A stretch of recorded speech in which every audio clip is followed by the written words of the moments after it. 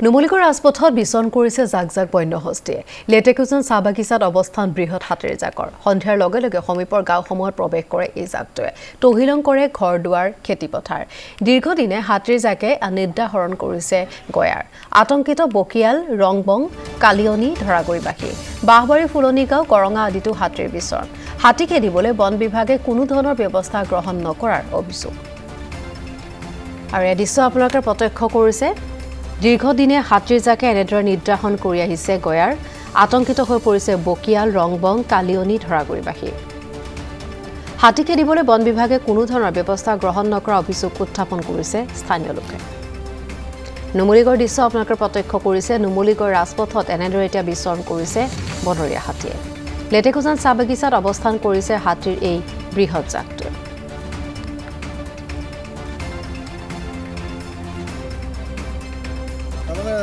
বনাঞ্চল সংকুচিত হৈ গৈছে আৰু সেইকাৰণে হাতীখিনি জনাঞ্চললৈ এতিয়া প্ৰৱেশ কৰিছে পেটৰ তাৰণাত থাকিব নোৱাৰি এতিয়া জনাঞ্চলৰ এতিয়া মানুহৰ ঘৰে বাৰে ভাঙিছে প্ৰত্যেক বছৰে যোৱা বছৰৰ তুলনাত এই বছৰ হাতীৰ উপদ্ৰৱটো বেছি হ'ব আৰু হৈ আহিছেও এতিয়া আপোনালোকে দেখিছে নাই এতিয়া এই মুকলি আপোনাৰ বাগানৰ মাজতে আশ্ৰয় লৈছে তাৰমানে আগতে আমি হাতী বাগানৰ মাজত থকাটো নেদেখোঁ একেবাৰে বনাঞ্চলৰ ভিতৰত সোমাই থাকে কিন্তু এতিয়া যিকোনো মানুহৰ বাৰীৰ চুকতো আজিকালি আশ্ৰয় ল'বলৈ লৈছে ইয়াৰ মূলতে হৈছে খাদ্য সংকটত কিন্তু মই এটা আচৰিত ইমান এটা বন বিভাগ আছে ইয়াৰ বনানীকৰণৰ নামত বহুত কোটি টকা আপোনাৰ বনানীকৰণৰ নামত দিয়ে তেখেতসকলে কিয় বনাঞ্চলখন সংৰক্ষণ কৰিব পৰা নাই ইমান কোটি টকা আপোনালোকৰ এই খৰচ কৰি থাকে আৰু আমি এটা কথা সদায় বুজিব লাগিব প্ৰত্যেক বছৰে হাতীৰ উপদ্ৰৱ বাঢ়ি যাব কিন্তু আমি এতিয়াই যদি গোটেইখিনি সংঘবদ্ধ হৈ আমি হাতীৰ পৰ্যাপ্ত মানে যদি খাদ্যৰ গছ-গছনি নলগাওঁ আমি এতিয়াতো দেখি আছোঁ আজি 15-20 বছৰৰ পৰা আমি তেতিয়াৰ পৰাই যদি আমি হাতীৰ কাৰণে চিন্তা কৰিলেহেঁতেন আজি এই অৱস্থা নাপায়হি কিন্তু এতিয়াও যদি আমি এনেকৈ হাত সাৱটি বহি থাকোঁ হাতীৰ কাৰণে যদি আমি পৰ্যাপ্ত মানে খোৱা ফল মূলৰ গছ-গছনি আমি নলগাওঁ সংৰক্ষণৰ ব্যৱস্থা যদি হাতীৰ খাদ্য কিন্তু অদূৰ ভৱিষ্যতে ইয়াতকৈ ভয়াৱহ মানে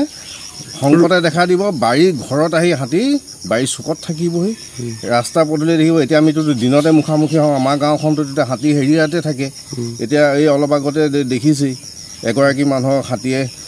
গছকি এতিয়া যোৰহাট আইচুত থাকিবলগীয়া হৈছে তেখেতৰ অপাৰেশ্যন হ'ব ঠিক তেনেকৈ হাতীৰ মুখত পৰি মানুহ হ'ব এইটোতো আমাৰ ইয়াত দিনৰ পোহৰ ঘটনা জোকাই থাকে এইটো আমি আগতেও কৈছোঁ এতিয়াও আমি তাৰমানে গোটেই ৰাইজকে অনুৰোধ কৰিছোঁ হাতী যে ক'ৰবাত আশ্ৰয় লৈ আছে মনে মনে চাই থাকক হুলস্থুল নকৰাকৈ কৈছে কিন্তু তেখেতসকলক জোকাৰিবলৈ চেণ্ডেল কিপাত এনেকৈ বজাই তাৰমানে উত্তেজিত এফালে ভোকত থাকে হাতীখিনি ভোকাটোৰ হাতী আৰু মানুহ ভোকত থাকিলেও মানুহক জোকাৰিলে মানুহৰ কিমান খং উঠে এতিয়া হাতীটোতো ভোকত থকা হেৰি মানে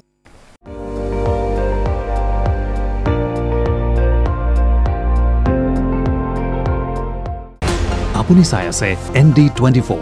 সৰ্বশ্ৰেষ্ঠ নহয় সৰ্বোত্তমৰ দৌৰ